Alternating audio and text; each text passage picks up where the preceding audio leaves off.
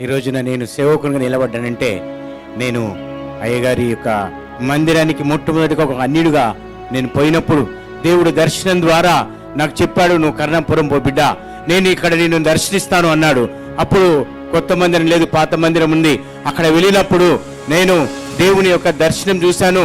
అక్కడ అయ్యగారు నాతో మాట్లాడాడు, నువ్వు సేవకునిగా నువ్వు వాడబడతావు బిడ్డ అన్నప్పుడు అప్పుడు నేను ఈ రోజున అభిషేకించబడి నేను 2006లో అభిషేకించబడ్డాను.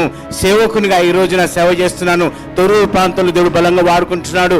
అదే అభిషేకం ఇప్పుడు కూడా అయ్యగారు వాక్యం ద్వారా నాతో మాట్లాడాడు, నిన్ను బలంగా యేసుక్రీస్తు వలె నేను వాడుకుంటానని దేవుడు ఆ రోజున మాట్లాడినట్టుగానే ఈ రోజున నాతో కూడా మాట్లాడి బలమైన అభిషేకాన్ని నాకు అనుగ్రహించినాడు. ఆ అభిషేకముతో ఈ రోజున గొప్ప గొప్ప కార్యాలు సంఘము ద్వారా మా ద్వారా దేవుడు జరిగించబోతున్నాడని, ఇది దేవునికే మహిమ కలుగును గాక అని నేను ప్రార్థిస్తూ ఈ యొక్క గొప్ప అభిషేకాన్ని నాకు దేవుడు అనుగ్రహించినందుకు వందనాలు తెలియజేస్తూ